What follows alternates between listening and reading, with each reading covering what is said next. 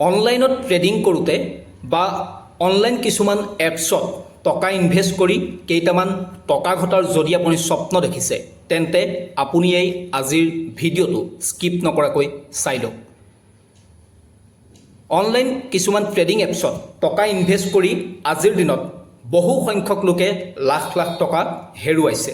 শেহতীয়াকৈ গুৱাহাটী মহানগৰীৰ এটা ঘটনা, প্ৰায় কেইবা হাজাৰ কোটি টকা ট্ৰেডিং এপছত লগাই হেৰুৱাব লগা হৈছে প্ৰায় ৬-৭ হাজাৰ লোকে।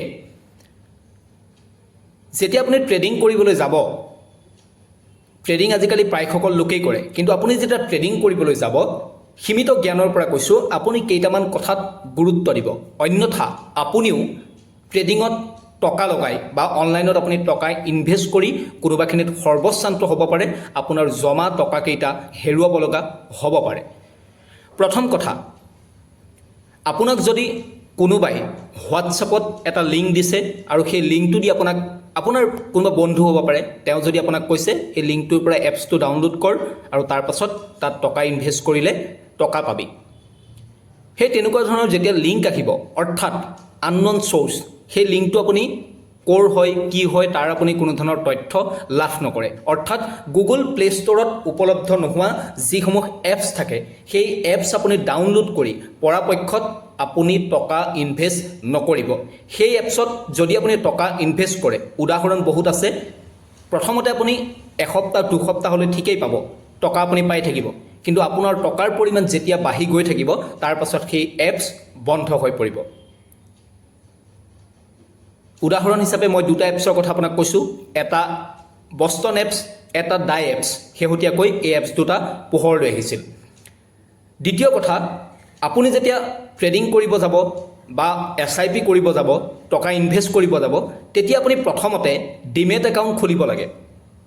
ডিমেট একাউণ্ট খুলিব লাগে, কিন্তু যিসমূহ এপছত ডিমেট একাউণ্ট নোখোলাকৈ ডাইৰেক্ট টকা ইনভেষ্ট কৰিব পাৰি, সেই এপছৰ ওপৰত আপুনি বিশ্বাস নকৰিব।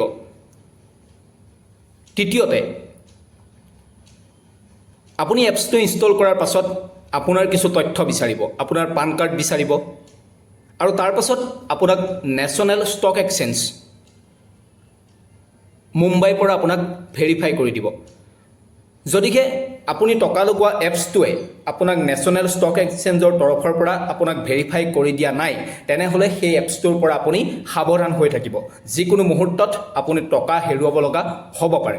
চতুৰ্থতে, SEBI, security exchange board of India, SEBIৰ পৰা যদি আপোনাৰ একাউণ্টটো ভেৰিফাই কৰি দিয়া হোৱা নাই, SEBIৰ পৰা যদি আপুনি কোনো তথ্য লাভ কৰা নাই, আপুনি ইমেইলত বা আপোনাৰ নম্বৰত আপুনি যদি কোনো মেছেজ লাভ কৰা নাই, তেনেহ'লে সেই এপছটোৰ পৰা আপুনি সাৱধান হ'ব। পঞ্চমতে, আপুনি যিটো এপছত টকা লগাবলৈ গৈছে, আপুনি টকা লগোৱাৰ পূৰ্বে আপুনি গুগলতেই ছাৰ্চ কৰি চাব যে সেই এপছটো ট্ৰেডিঙৰ বাবে RBI এপ্ৰুভ কৰি দিয়া আছে নাই, RBI তাক ট্ৰেডিঙৰ অথৰিটি বা ইনভেষ্টৰ অথৰিটি দিছে নাই। তেতিয়া আপুনি গম পাব এই এপছটো ফ্ৰড হয়নে নে অৰিজিনেল হয়। যদি আপুনি তাৰ কোনো তথ্য লাভ নকৰে, তেতিয়া আপুনি গম পাব এই এপছটো কোনোবাখিনিত ফ্ৰড হয়। গতিকে আপুনি যদি এই 5টা কথা যদি আপুনি মানি চলে ট্ৰেডিং কৰিবলৈ যাওঁতে বা অনলাইনত ইনভেষ্ট কৰিবলৈ যাওঁতে, তেতিয়া আপুনি অতি সুন্দৰকৈ ইনভেষ্ট কৰিব পাৰে আৰু আপুনি টকা ঘটিব পাৰে। কিন্তু আজিৰ দিনত বহু লোক সৰ্বশ্ৰান্ত হৈছে হঠাতেই আনন'ন কিছুমান চ'ৰ্চৰ পৰা অহা লিংকৰ জৰিয়তে ডাউনলোড কৰা এপছত টকা লগায়।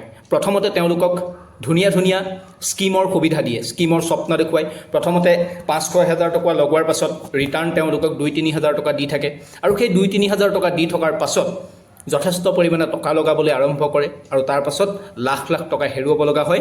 এপছৰ কোনো